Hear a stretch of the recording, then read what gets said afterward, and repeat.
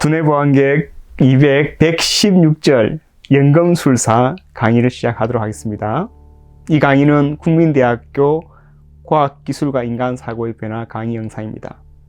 오늘 이 강의를 함께 들어주실 학우가 있습니다. 김은성 학우님 반갑습니다. 반갑습니다. 예전에 수업을 들어본 적이 있겠지만 다시 들어주시고 궁금한 거 있으면 질문 많이 해주십시오. 예. 지난 시간까지 그 고대 이론들을 배웠습니다. 플라톤, 아리스토텔레스 이론이 어떻게 형성되었고, 그리고 그 형성된 이론이 아랍 세계에 어떻게 퍼지고 다시 유럽으로 어떻게 다시 보존되어서 전수되었는지 이야기했고요. 그것이 대학을 중심으로 고대 이론들이 유럽에 있는 각 학술 모임에 퍼진 이야기들을 좀 했었습니다. 오늘은 16세기 또는 17세기 근대 과학혁명이 벌어지기 전에 있었던 중요한 이론 중에 연금술에 대해서 이야기해 보도록 하겠습니다. 연금술은 역사가 아주 오래되어 있습니다. 연금술은 보통 그 말 그대로 염이 아니고 금을 만들어내는 기술인데 금 아닌 것을 금으로 만드는 기술이고요. 그 다음에 동양에도 이런 기술이 당연히 있었고요. 연금술의 목적은 이제 금 아닌 것을 금으로 만든다는 뜻이 뭐냐면, 금은 빛나고 찬란하고 녹이 슬지 않는 어떤 것이기 때문에 그와 비슷한 현상들을 우리 삶에서, 우리 인간 삶에도 볼 수 있는데 그게 아프지 않은 거죠. 또는 다시 젊어지는 것. 그래서 만병통치약을 찾으려고 하는 시도, 그 다음에 불로장생을 하려는 시도, 이것들이 모두 연금술이라는 어떤 그 탐구 또는 연구의 목적입니다. 그래서 연금술을 뜻하는 말이 이제 알킴인데, 알키미에 대해서 한번 짧게 살펴보겠습니다. 그 말의 뜻을. 은성학우님 여기 보이십니까? 한번 읽어보시겠습니까? 116절 연금술사. 우리가 연금술로 옮기는 낱말 알키미는 아랍말에서 왔다. 유럽에서 연금술사는 아랍말 정관사 알을 지우고 무엇을 하는 사람을 뜻하는 스트를 뒤에 붙여 케미스트라 일컬어졌다. 케미스트의 일과 기술을 케미스트리라 한다. 오늘날 동아시아에서 이 낱말은 화학으로 옮긴다. 연금술사가 얻으려 했던 것은 화금석, 불로장수의 영약, 만병통치약이었다. 네, 여기는 방금 제가 말씀드린 그 연금술 또는 이제 유럽에 쓰는 말은 알킴인데, 알키미가 어디서 왔는지를 이제 쓰는데요. 앞에 있는 알은 정관사, 아라비아 정관사고요. 이제 캠인데, 케미가 이제 여러 뜻이 있대요. 그래서 이제 아랍 말로는 변화라는 뜻도 있으니까 아마 거기서 온 것으로 추정하고요. 그게 이제 유럽을 왔을 때는 그 알자를 지우고 케미가 남았는데, 알키미에 키미 또는 케미가 남았는데, 거기에 이제 뭐뭐 하는 사람을 붙이면 케미스트가 돼요. 케미스트가 되어서 보통 연금술사 그러면 케미스트라고요. 케미스트. 근데 보통 영어에서 제일 뒤에 Y를 붙이면 뭐뭐 하는 사람이 되는 거는 은송하우님이 잘 아시죠? 혹시 그 시모니 들어봤습니까? 시모니 안 들어봤습니까? 영어 사연 잘 보면 성직 매수 행위가 되어 있습니다. 시몬이라는 사람이 성직 매수 행위를 했기 때문에 그런 사람이 있는데요. 근데 여기 Y를 붙여서 시모니가 하는 짓 이렇게 해서 성직 매수라는 뜻이 생깁니다. 아무튼 그래서 아까 케미스트가 연금술이 되고요. 연금술사가 되고, 연금술사 하는 짓 그러면 케미스트리가 되어서 이제 연금술의 행위라는 뜻으로 이제 유럽에서 그런 말이 생겼고, 여기 오늘날 화학이라는 말이 생긴 겁니다. 화학이 케미스트리 맞죠? 예, 그래서 이제 화학 그러면 그게 어디서 왔냐라고 물으면 연금술이 이제 시초가 되어서 그 연금술의 활동들이 이제 약간 학문적으로 또는 원칙 있게 원리에 따라서 이제 세워진 학문으로 이제 이해하시면 되겠습니다. 그다음 연금술의 이제 그 이론적 토대가 된 것이 더 거슬러 올라가면 아리스토텔레스 이론까지 거슬러 갈 수 있습니다. 아리스토텔레스에 따르면 이제 사원소가 어떤 원리에 의해서 다른 원소로 바뀔 수 있다는 그 이론이 있는데, 그걸 이용해서 이제 당연히 금도 사원소의 조합물인데 금을 다른 금이 아닌 것을 금으로 바꾸려면 사원소 사이 변화가 있어야 되겠죠. 근데 그 이제 이론에 대해서 좀 더 깊이 있게 다룬 사람이 그 자비르 이븐 하이안이라는 아랍어인 학자고요. 이 사람이 쓴 책 이름이 자비르의 책입니다. 자비르의 책이고, 이게 발음을 읽으면 자비르가 이제 유럽에서는 지로 읽어가지고 게버의 책이고요. 일본에서는 게베루의 책 이런 식으로 번역되어 있습니다. 아무튼 이 책에는 도금하는 기술, 도금은 이제 별로 빛나지 않는 윤택이 없는 금속에다가 윤택이 있는 금속을 입히는 기술이라든지, 그 다음에 여러 금속들을 섞어서 만드는 기술이 있죠. 합금 기술, 이런 기술들이 이제 이 자비르 이븐 하이안의 책에 이제 기술되어 있고요. 그 궁극적인 목적은 여전히 이 사람이 하고 싶은 것은 금이 아닌 금속에서 금속을 이제 금으로 만든 거였는데, 이 이론을 개발하려면 금속이 도대체 뭐냐 대한 연구가 필요하겠죠. 그래서 아까 금속도 사원소의 결합이겠죠. 은수하우님 지난 시간에 안 들어서 사원소는 몰랐을 텐데, 금도 금속의 일종이잖아요. 이게 금속들은 물, 불, 흙, 공기들의 어떤 조합인데, 이 자비르의 이론에 따르면 모든 금속은 이제 황과 수은의 결합물이라 보았어요. 황과 수은. 또 황과 수은은 사원소에 들어있지 않죠. 당연히 황과 수은도 사원소의 결합물로 되어 있습니다. 근데 황은 약간 기체성을 띠고 있잖아요. 황이. 그래서 아까 공기, 보통 숨, 공기하고 불이 결합되어 있는 게 황입니다. 황. 보통 이제 우리가 나무를 태우면 이렇게 연기가 나오잖아요. 연기 나오고 연기하고 불이 같이 나오잖아요.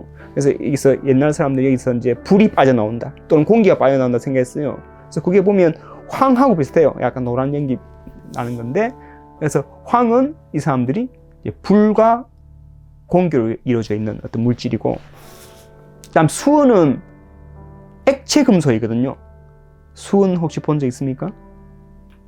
예, 그렇죠. 안에 들어있는 그 수은은 금속이고요. 액체입니다. 상온에서 액체인데, 그러면 액체 성질을 띠고 있는 물, 그다음에 금속의 성질, 금속에 좀 가까운 흙. 그래서 수은은 흙과 물의 결합이라고 보았어요.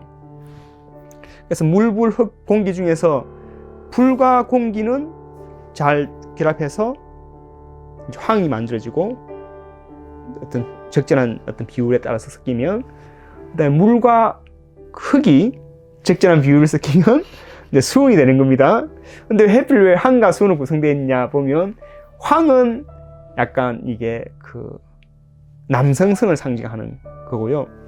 이 당시의 어떤 그 개념에 따르면 수은은 여성성을 뜻했어요. 그래서 당시 이 사람들은 여성성과 남성성의 개념을 모든 사물에 주입하는 겁니다. 주입해가지고 이것들의 결합을 뭐 서로 미워하고 떨어지고 이런 것들을 성에 이렇게 투입해서 이렇게 막 설명하려고 노력했던 어떤 시대예요. 그래서 수은은 약간 차갑고 뭐 움직임이 둔하고 이래서 여성성의 물질을 대표했고, 그다음 황은 약간 뜨겁고 또 활동성이 있고 해서 남성성을 대표하는, 그러니까 굳이 이렇게 금속도 여성과 남성의 결합으로 설명하려고 황수은술을 만들었습니다. 이런 식으로 이제 일종의 화학 결합에 대한 여러 이론들이 막 들어오는 거죠. 약간 어설프고 지금 오늘날의 관점에 틀린 이론인데, 그런 이론들이 이제 막 형성되기 시작했고, 이 이론이 나중에 이제 12세기의 르네상스를 거쳐서 이제 유럽으로 이제 건너오게 되고, 유럽 사람들이 이걸 열심히 연구하게 되는데요. 그런데 이 연구자들 중에서 이런 이론들을 벗어난 새로운 어떤 연금술사가 나오는데, 그 사람이 바로 파라켈수스입니다. 파라켈수스는 연금술의 목적을 바꾸었어요. 연금술을 금이 아닌 금속으로부터 금이라는 금속을 만드는 기술, 만병통치약을 만드는 기술, 불로장생의 영약을 만드는 기술로 생각하지 않고, 일상생활에서 우리한테 도움이 되는 물질을 만들어내는 기술로 생각했어요. 대신 자연에서는 그게 막 이제 우리 자연 치유될 수도 있고, 자연에서 예컨대 흙에서 막 맛있는 과일도 나오잖아요. 그러니까 흙 자체가 연금술적인 변화가 일어난다 보았고, 그러면 연금술사는 뭐냐면 자연에서 일어나는 어떤 변화를 촉진하는 사람이라고 본 겁니다. 당연히 소가 이제 풀을 먹고 우유를 만들어내잖아요. 그럼 이제 소가 나름대로 연금술에 관련된 기술이 자연적으로 막 안에서 벌어지는데 사람이 하는 연금술사는 뭐냐면 그게 좀 빨리 일어나도록 만드는 거라 본 겁니다. 예컨대 이 사람은 그 빵 굽는 사람이 밀가루 했는데 밀가루에 뭐 넣잖아요. 호밀 같은 거 넣어서 빵을 부풀리고 맛있는 빵을 만들어내잖아요. 그러면 이 맛없는 어떤 밀가루와 재료로부터 맛있는 빵을 만드는 과정에서 이 그 제빵사가 노력을 기울여서 이 변화를 촉진한다 본 겁니다. 그래서 이 사람은 우리 일상생활에 볼 수 있는 제빵사가 연금술사의 일종이라 본 겁니다. 마찬가지로 대장장에서 일하는 사람, 이렇게 여러 이제 뭐 탄소도 섞거나 여러 물질을 섞어서 두드려서 단단한 어떤 도구를 만들어내는 그 대장장이도 연금술사로 보았습니다. 그러니까 이 파라켈수스가 볼 때 연금술을 그러니까 금을 만들어내는 내고, 그 다음에 아주 영성이 깊어서 하늘의 신비로운 어떤 계시를 받아서 보통 사람이 알지 못하는 것을 알아내서 금을 만드는 어떤 이 신선한 직종으로 본 게 아니라 일상생활에서 우리한테 도움이 되는 어떤 그 변화를 만들어내는 사람으로 이제 보았고, 이런 파라켈수의 제자들이 연금술을 이제 실생활에 도움되는 어떤 활동으로 이제 바꾸기 시작합니다. 파라켈수 제자들이 한 예로 이 파라켈수스의 제자들은 만병통치약을 개발하려고 하지 않고 질병마다 그에 맞는 약이 있다 보았어요.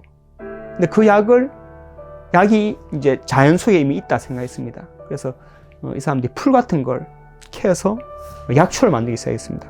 풀마다 각 이 풀이 결국은 어떤 질병에 맞는 약이 될 수 있다 라고 생각해서 풀을 연구했죠.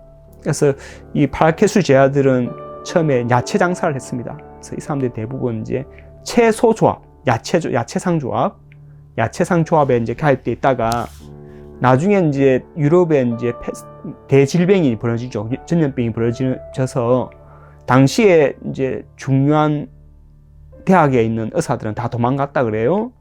근데 이 파라켈수 제자들은 자기가 갖고 있던 야채들을 약으로 쓰기 시작했죠. 자기들은 그렇게 믿고 있었으니까. 그래서 약을 이제 유럽에서 이제 치료하는 데 쓰고, 나중에 이 사람들이 조합을 만듭니다. 그래서 그 전에 야채 조합에 들어있는데 새로운 조합을 만들었는데 그 조합이 어떤 조합일까요? 굳이 이름을 붙이면 우리가 쓰는 조합입니다. 이 사람이 이제 풀을 가지고 치료를 했잖아요.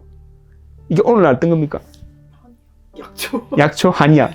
약초죠. 그래서 약사 조합을 만듭니다. 약사의 기원은 원래는 이제 채소 조합에서 파라켈수 제자들, 또 다른 사람도 있었겠지만 어쨌든 그렇게 이제 그 사람들이 약사 조합을 만들면서 자기들은 이제 드디어 이제 병을 고치는 약사다, 약을 파는 사람이다, 이렇게 바뀐 어떤 역사적 사례가 있다고 합니다.